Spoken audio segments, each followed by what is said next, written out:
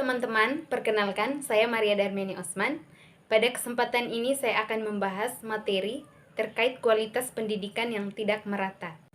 Pendidikan adalah kunci dari pembangunan bangsa dan harus merata agar semua anak Indonesia bisa berkembang. Namun, kualitas pendidikan di Indonesia masih timpang antara daerah, kota, dan desa. Sekolah di kota punya fasilitas lengkap, sedangkan desa banyak yang kekurangan. Akibatnya, generasi di daerah tertinggal jadi rentan tertinggal dan susah bersaing. Faktor penyebabnya banyak. Yang pertama, distribusi guru. Yang kedua, fasilitas anggaran. Dan yang ketiga, sampai manajemen kebijakan daerah. Jadi, rumusan masalah yang saya ambil dari topik ini ada 3.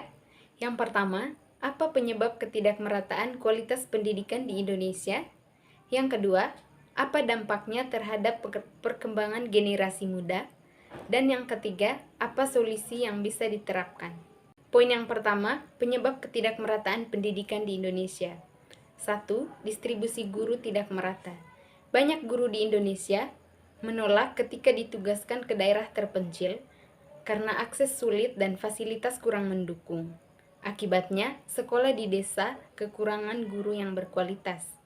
Yang kedua, fasilitas pendidikan yang jomplang. Sekolah di kota mempunyai lab, perpustakaan, dan internet. Sedangkan di desa, banyak sekolah rusak tanpa fasilitas pendukung untuk belajar. Yang ketiga, anggaran pendidikan tidak merata. Daerah kaya bisa tambah dana pendidikan, tapi daerah miskin bergantung pada pusat dan sering kekurangan dana. Yang keempat, manajemen dan kebijakan daerah. Pemimpin daerah yang peduli pendidikan bisa maju walau sumber daya terbatas. Poin yang kedua, dampak ketidakmerataan pendidikan di Indonesia. 1. Rendahnya kompetensi generasi muda. Anak-anak di daerah terpencil sulit mengembangkan literasi dan numerasi, susah lanjut pendidikan, dan susah mencari kerja. 2. Produktivitas nasional menurun. Ketimpangan pendidikan menurunkan daya saing bangsa dan memperlambat pertumbuhan ekonomi. 3. Memperparah ketimpangan sosial dan ekonomi. Daerah miskin makin terpinggirkan, generasi muda kehilangan kesempatan, dan kesenjangan sosial makin tajam. 4. Mengancam stabilitas sosial. Ketidaksetaraan bisa menciptakan ketegangan sosial dan menghambat persatuan nasional. Poin yang ketiga, solusi mengatasi ketimpangan pendidikan. 1. Pemerataan distribusi guru. Memberikan insentif layak untuk guru yang bersedia mengajar di daerah terpencil dan tingkatkan pelatihan guru. 2. Pembangunan infrastruktur sekolah. Renovasi sekolah rusak dan lengkapi dengan sarana seperti perpustakaan dan laboratorium. 3. Pemanfaatan teknologi. Gunakan platform pembelajaran daring untuk menunjang daerah terpencil, termasuk optimalisasi program Merdeka Belajar. 4. Kolaborasi pemerintah dan swasta. Masyarakat dan pemerintah swasta bisa bantu dengan dana, pelatihan, atau fasilitas pendidikan.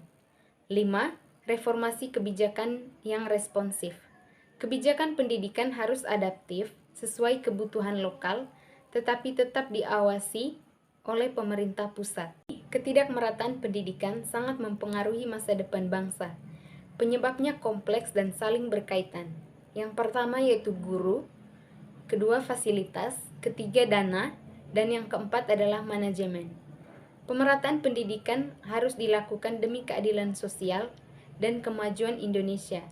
Pendidikan adalah hak semua anak bangsa, bukan hanya mereka yang tinggal di kota. Pemerintah harus lebih fokus kepada daerah yang tertinggal dengan program berkelanjutan yang sesuai kebutuhan. Pengawasan penting agar program berjalan efektif. Masyarakat dan sektor swasta juga harus dilibatkan agar proses pemerataan pendidikan semakin cepat dan tepat sasaran. Baik, mungkin itu saja materi yang perlu saya paparkan pada kesempatan ini. Sekian dan terima kasih.